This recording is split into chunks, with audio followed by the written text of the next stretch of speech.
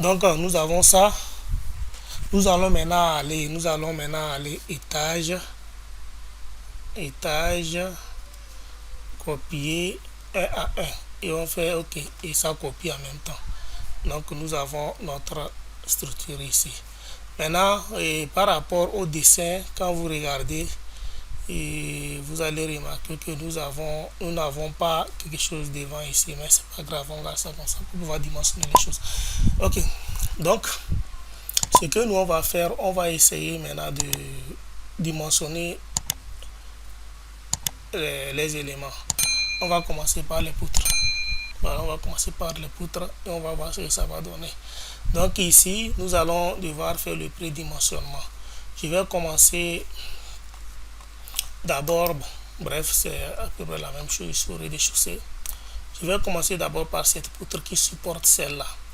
Je vais d'abord voir sa longueur. Donc quand je prends comme ça, d'ici, je viens jusque là, ça fait 5,27.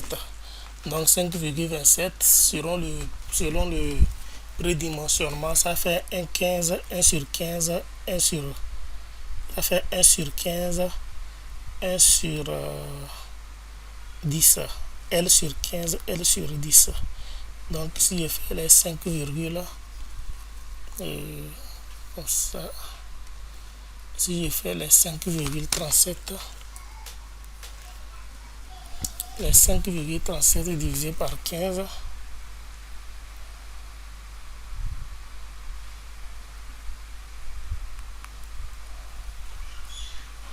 j'ai 0,35.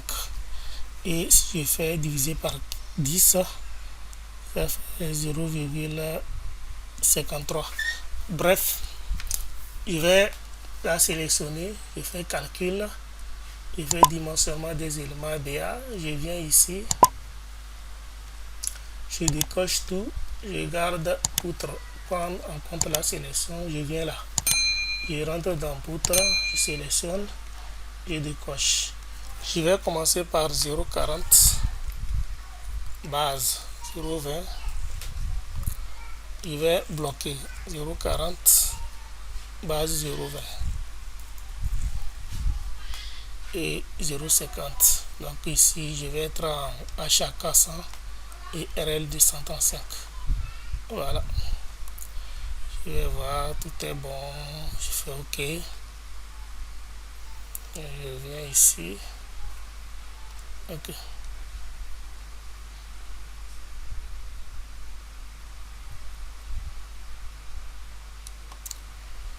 je calcule. OK, je calcule dimensionnement des éléments BA poutre. Voilà, estimatif. Je n'ai pas fait la structure entière. Calcul structure entière. OK, je pense calcule dimensionnement des éléments BA, je calcule, je reviens là. Les charges ne sont pas vraiment aussi importantes que ça. Je vais ouvrir mon RSA pour pouvoir faire le travail. Donc je ne vais pas dimensionner toutes les poutres, je vais juste dimensionner quelques poutres et après je vais vous montrer les résultats. Et ça risque de nous prendre vraiment du temps. Donc voilà notre poutre qui est là. Et on ne l'a pas encore ferraillée, on va la ferrailler. Je rentre ici, c'est pas là-bas, ce niveau préjudiciable, tenu au fait, voilà, c'est bon. Je viens là, disposition des armatures générales, reprise des boutonnages, je fais oui à cette partie. Travée inférieure, bon, je garde cette configuration, ça me va. Parce que là, sur la poutre là, il y aura reprise de bétonnage, donc c'est pour ça que j'ai fait. Donc je viens ici, je fais calcul et je continue, je descends à ce niveau. Je vais choisir les barres et l'enrobage, je garde les barres. J'ai déjà une préconfiguration Quand vous voulez avoir préconfiguration, ce que vous faites, vous choisissez votre barre et vous venez sur enregistrer. Vous lui donnez un nom, vous enregistrez. Donc prochainement, vous pouvez venir le choisir. Moi, je l'ai choisi et je vois que ça ne me plaît pas. Je reviens ici, j'augmente en barre de 14. Je fais OK. Maintenant, je viens, je calcule et j'attends les résultats. Il dit que la poutre en T a été prise en compte. Je n'ai pas besoin de ça. Je reviens, je fais calcul, dimensionnement des éléments ABA. Je décoche reconnaissance de la section en T. Je vais en avoir besoin tout de suite quand je vais dimensionner la nervure. On va en avoir besoin là-bas. Voilà. Donc analyse, option de calcul. Je vais prendre ma configuration. Voilà. Je fais OK. Je calcule. C'est bon. Je vais vous montrer le ferraillage. Poutre ferraillée. Voilà. Quand je fais comme ça, je peux voir mon ferraillage qui est là. Exactement. Voilà. Et je peux voir point de vue la poutre. Je peux voir le schéma de la charge. Voilà comment la charge évolue. Voilà, ainsi de suite. C'est ici, vous voyez que nous avons eu une déformation à ce niveau. Donc à ce niveau, il y aura l'effort tranchant. De l'autre côté, toutes les parties où vous voyez les parties qui sont descendues, il y aura forcément l'effort tranchant là-bas. Puisque les appuis sont à ce niveau. Nous avons des appuis là. Et la poutre vient se poser sur elle à ce niveau. Donc c'est pour ça que nous avons cette configuration. Voilà. Donc j'ai le diagramme. Ça c'est le moment fléchisseur, moment max qui se retrouve quelque part ici. Et nous avons l'effort tranchant qui est là, qui est représenté de cette façon. Voilà. Donc c'est juste ça. Nous avons tout ça là. Vous avez le temps, vous pouvez jeter un coup d'œil pour vous amuser. C'est très très intéressant. Donc une fois que cela est fait, et je vais juste dimensionner cette poutre seule. Le reste, je vais juste vous donner les résultats après. Donc vous finissez de dimensionner ça. Maintenant vous retournez dans analyse, option de calcul, et cette fois-ci je vais analyse, calculer, je fais générer le dessin. Donc quand je fais générer le dessin, je vais obtenir le résultat là. Si vous avez envie de sortir les notes de calcul, il n'y a pas de problème. Jusqu'alors c'est la même chose. Donc il m'a donné 3 barres de 14, 3 barres de 14 en bas. Et en haut, au niveau des chapeaux, il a utilisé les barres de 12, ainsi de suite. Et j'ai les RL6 qui sont là. Nous avons les barres de 12 en bas et nous avons 6 barres de 14. Nous avons des barres de 12 en haut et il a dit 6 barres de 12. Ça veut dire on a 3 ici, 3 là-bas. Et nous avons 3 en bas aussi. Donc ça nous fait ça en haut. En bas et en haut, nous avons la même chose. Ok, c'est ça qui est ici. Voilà la coupe que la coupe donne. Donc quand vous avez cet élément, maintenant vous venez d'enregistrer sous un autre format. Je vais lui donner un nom poutre 1. Voilà. Donc j'ai poutre 1 et voilà. Vous allez voir qu'il va directement aller en AutoCAD. Je vais dimensionner une deuxième poutre et je vais attaquer maintenant la nervure. Voilà. Je dimensionne laquelle. Ici, ne vous en faites pas. Presque toutes les poutres ont les mêmes configurations. Voilà. Sauf celles qui font au-delà de 5 mètres. Je prends par exemple cette poutre. Voilà, cette poutre continue. Voilà. Je fais calcul dimensionnement des éléments ABA. C'est une poutre qui est au-delà de 5 mètres. Donc, celle-ci, je vais tout simplement rentrer dans poutre ici. Je vais amener la barre à 50. Ici aussi, j'amène la barre à 50. Ici, quand vous faites 50, il faut faire base sur hauteur. C'est-à-dire que 20 divisé par 50. 20 divisé par 50, j'obtiens 0,40. J'aurai donc 0,4 par ici. Et quand j'ai 0,4, je fais OK. Et hop, allez.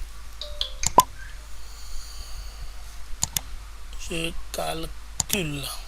il accepte. Espérons que ça va marcher. Je vais aller dans RSA maintenant, réel. Je viens ouvrir mon RSA. Il va s'ouvrir. Je viens là. Voilà, ma poutre qui a été dimensionnée par défaut. C'est pas ça, il cherche. Je viens au niveau de la poutre, point de vue. Analyse, option de calcul. Et là-bas, je vais désactiver les reprises de bétonnage puisqu'on n'en aura pas besoin. Voilà. Donc, je rentre là. Et... non, pardon. Plutôt ici. Voilà. Reprise de bétonnage, c'est automatique. Voilà, c'est bon. Donc, je viens là, je fais analyse. Option de calcul. J'ai...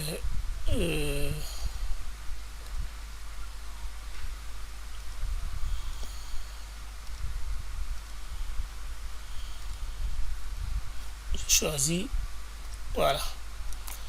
Là-bas, je vais garder uniquement les 12 pour voir ce qui va se passer. Je ne vais pas me déranger trop pour ça.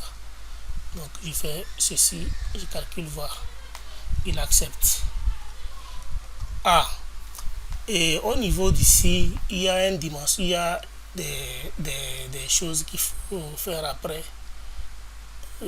Préférence de la tâche.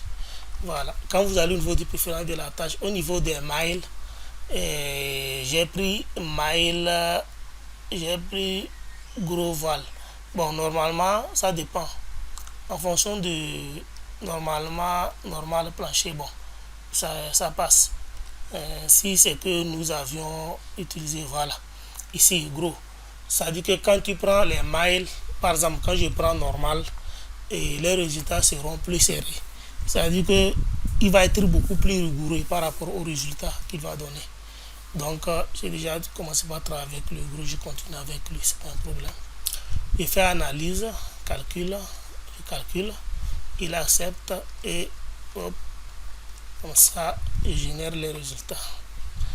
Voilà, quand j'ai généré les résultats, et voilà, nous avons ça. Il se peut que quand vous avez fait, que ça ne donne pas ça. Quand c'est deux travées, ça peut ne pas vous donner en même temps les deux travées. Ça peut donner un travé et que vous devez cliquer en haut ici pour que l'autre travée apparaisse. Donc ça ne vous arrange pas. Si jamais vous êtes en phase de... Je vais d'abord enregistrer sous auto format. Que je vais l'appeler dessin. Je vais l'appeler poutre 2. Voilà, poutre 2. Voilà. Maintenant, quand j'ai ça, maintenant, vous venez dans... Si jamais vous n'avez pas ça, vous venez dans affichage. Vous revenez dans armature. C'est bon. Vous allez dans analyse. Vous allez venir au niveau des paramètres du dessin. Vous cliquez là-dessus. Quand vous cliquez là-dessus, ici, vous voyez que vous choisissez celui-ci. BM, BAE 10 PNLO. Quand je clique comme ça, vous choisissez... Voilà, c'est lui ici. Donc vous le choisissez. Quand vous le choisissez maintenant, vous allez avoir tous les éléments comme ça. Mais si vous avez par exemple celui-là, vous avez par exemple celui-ci. Vous voyez, non. Quand vous avez celui-ci, par exemple, vous voyez le résultat, ça ne va pas vous donner les travées. Donc vous choisissez le 10. C'est lui. Voilà. Et lui va vous donner les travées. Voilà. C'est bon. Donc, nous allons essayer de dimensionner une seule semelle pour voir. Et déjà, ce qu'on a fait, les deux poutres déjà, c'est bon. Nous avons les deux poutres. Moi, comme j'ai déjà le plan d'exécution, je vais utiliser ce plan d'exécution maintenant pour calculer maintenant les ferraillages et tout ce qui est, on va le calculer ensemble avec tout ce que nous avons. Donc, et je vais, après ça maintenant, il reste quoi?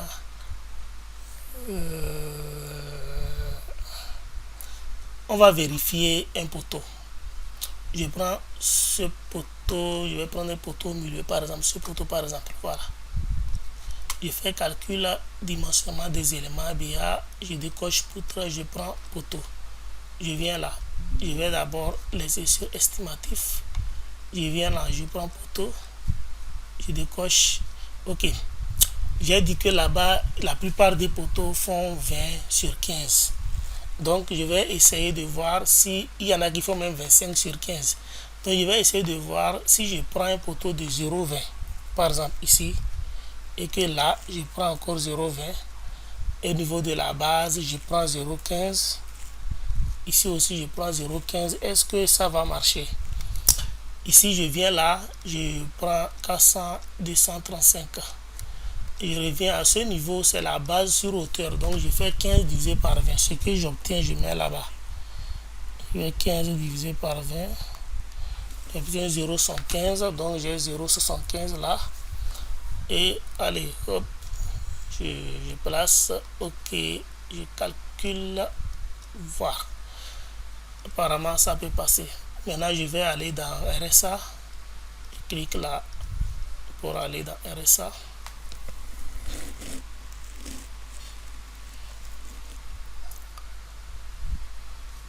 Voilà mon poteau. Je vais analyser. Analyse, option de calcul. Je viens là. Préjudiciable, c'est bon. La hauteur 3 mètres. Ici, je prends. Là-bas, ils ont utilisé les barres de 12. Je prends la même chose. Barre de 12. 6. Ici, j'ai ça. Ainsi de suite, les barres transversales. Je garde ça par défaut. Je viens au niveau de l'analyse. Je fais calculer. Et ça passe. Donc les poteaux que eux ils ont utilisés là-bas peuvent passer sans problème. Donc je vais calculer maintenant, voir ce qu'il me donne. Soit je rentre dans poteau ferraillé. Si je le bascule comme ça, voilà ce qu'il donne, 4 barres de 12. Donc il n'y a pas de problème, on peut continuer notre travail. Ok. Et nous allons vérifier maintenant la semelle. Je le dis parce que je pense que c'est le poteau le plus chargé pour le moment. Donc, c'est lui. Maintenant, nous allons descendre pour voir les semelles. Je vais prendre cette semelle pour aller dimensionner. Je vais prendre une contrainte de 200 kPa. Et c'est vrai, on a fait après avoir fini de faire le truc, l'analyse géotechnique, on obtient la contrainte du sol. Donc, je sélectionne ma semelle, dimensionnement des éléments BA. Je viens juste ici, je mets 200. C'est ça celle qui m'intéresse. Je ne touche plus à rien. Je fais OK. Calcul dimensionnement des éléments, semelle isolée. Donc, semelle isolée. Voilà. C'est bon. Je mets 400, je mets 235, je valide. Le sol, c'est tout ce qui m'intéresse. Je calcule. Je balance en même temps dans RSA. Il va s'ouvrir. La semelle, ça se travaille dans RSA. On ne le calcule pas dans le CVS. Quand on va travailler directement dans RSA, vous allez comprendre mieux. Ok, je vais commencer ici. Je vais fixer 1 mètre 20. 1 mètre 20. Ici, je garde 0,30. C'est les dimensions que j'ai utilisées là-bas. Et tac, j'applique. Maintenant, je viens là. Préjudiciable, c'est bon. En bas, les armatures, je choisis semelle 12. C'est bon. Je viens au niveau du sol. Si je pouvais mettre la profondeur, bon, c'est pas ça qui m'intéresse. Ici, je calcule ça à l'LS. La semelle se calcule à l'LS. Je calcule. C'est bon. Je vais maintenant essayer 1 mètre, 1 mètre, voir 1 mètre, 1 mètre et 0,25. J'applique. Je calcule. C'est bon. Donc, nous sommes tranquilles. Donc, je pense que c'est fini. Nous arrivons à la fin de notre dimensionnement. Je vais juste le reste ouvrir AutoCAD pour vous montrer à peu près comment on peut faire le truc. Donc ça c'est les éléments que j'ai amenés poutre 1, poutre 2. Il suffit de cliquer là-dessus. Quand vous cliquez là-dessus, quand vous voulez enregistrer sous autre format, c'est bon. Vous allez voir que dans Robot, ici, quand je voulais enregistrer le résultat, quand il a fini de calculer, il a généré, et que je voulais enregistrer ici, fichier, enregistrer sous un autre format, ça va directement aller sous le fichier AutoCAD. Voilà, donc voilà, et qui est là. J'ouvre le second, le voilà qui est là. Je fais sélectionner, je fais CTRL C, je viens cliquer ici, je fais CTRL V et je l'amène là. Donc voilà, je peux maintenant fermer celui-ci. Voilà, je peux maintenant changer le carcan tout en blanc et maintenant je peux faire toutes les modifications que je veux par rapport à AutoCAD et les résultats que je veux, ainsi de suite. Maintenant, quand j'ai fini, maintenant je peux les enregistrer. Supposons que j'ai fini de faire mon cartouche, tout ce qui va avec, et que je vais enregistrer celui-ci. Je viens dans ici, imprimer, c'est bon. Ici, j'ai choisi le PDF, j'ai choisi le format ici. Je viens ici, je prends fenêtre, donc je sélectionne la partie fenêtre, centré, tac, je lui donne un nom, P1 par exemple, et allez hop, j'enregistre. Donc l'objectif c'était pas de dimensionner, l'objectif c'était de vérifier. Et quand nous avons fait vérifier, nous avons vu que notre truc tenait. Voilà, donc c'est juste ce qui nous intéressait. Et voilà notre dimensionnement. Voilà, donc c'est le fichier PDF, celui que vous allez enregistrer. Donc, merci de m'avoir suivi. Ce n'est pas encore fini.